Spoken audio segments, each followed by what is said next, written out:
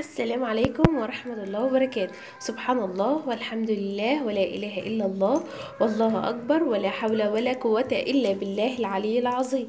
ألا بذكر الله تطمئن القلوب. أهلا وسهلا بكم في قناة يومياتي مع حماتي، معكم أم رقية.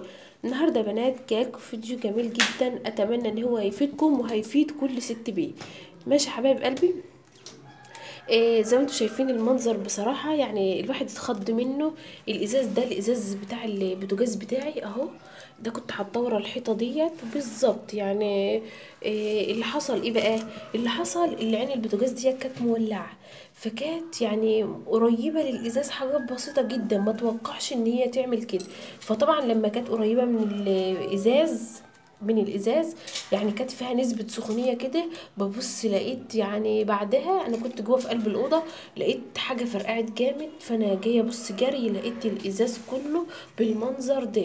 يعني مش حتة واحدة، لا ده بقى بصوا يا بنات، تفاتيف خالص اهو، فتافيت يعني ما فيش اي حاجة. انا كنت بصراحة هلمه وهعمله، وكنت هلمه عادي ومكنتش هصور الفيديو. بس يا محمد، بس حبيبي، طب ايه راح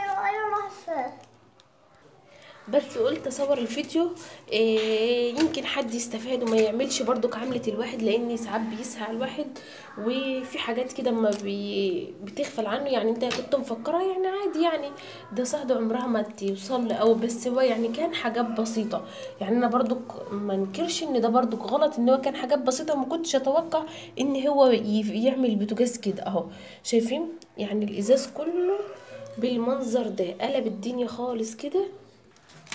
ودي بقى يا بنات برضك يعني اثر الازاز اللي هو فوق نزل كله فتافيت كده، يعني مش مثلا تكون حته شرخ منها انكسر ولا حاجه، لا ده انا لقيتها كله كده. بس الحمد لله خير يا رب.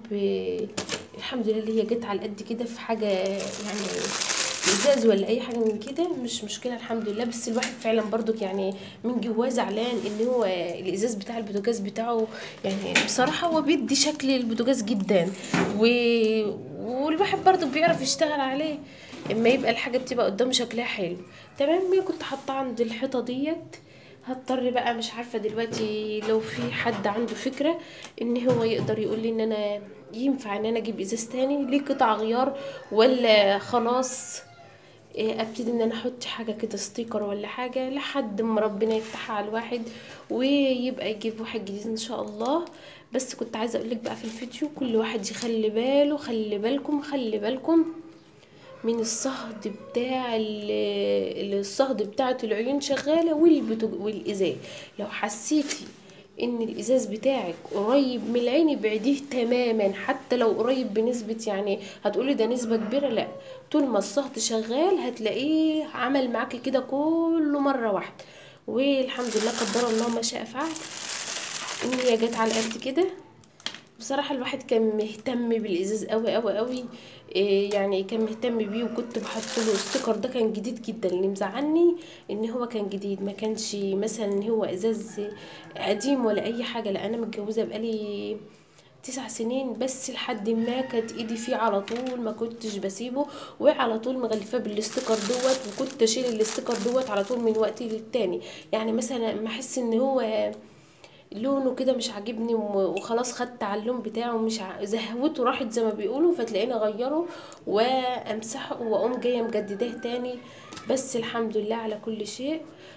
قلت بس ان انا اشوف الفيديو دوت واقوله لاي بنوته جميله لسه متجوزه، او اي واحده برضو تكون غافل عنها الفكره ديت زي بالظبط كده. لان كنت متوقعه ان مثلا النار حتى ان هي تكون يعني بعيدة عنه، بس للأسف حسيت ان النار قريبة منه جدا. هي العين دي يا بنات هي دي اللي عملت المشكلة. يعني شوفوا الإزاز برضو كان يعني مسافة برضو بتحس ان هي بعيدة، بس لا، بس زوجي بيقول لي انا كنت حاسس برضو ان العين الصهد بيجي عليها تماما في حاجات بسيطة. كنت فاكر ان انا اقول لك، بس نسي خالص ان هو يقول لي. والحمد لله على هحاول بقى ان انا هلم الازاز ده كله ده يا بنات كله بقى، وهحط ستيكر على الحيطه اللي ورا الازاز ده بالظبط.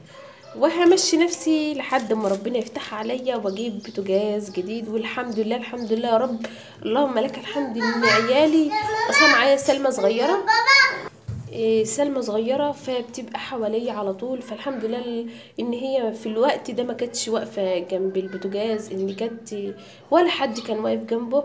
انا كنت في قلب الاوضه ولقيت سمعت خبطه جامد جامد جامد كده، حسيت بقول هو في ايه، فبحسب ولاعه ولا حاجه تكون فرقعت، اتاريها الازاز. ما كنتش متوقعه خالص اللي هو الازاز بالمنظر ده. والحمد لله اللي هو ما جاش على عيالي.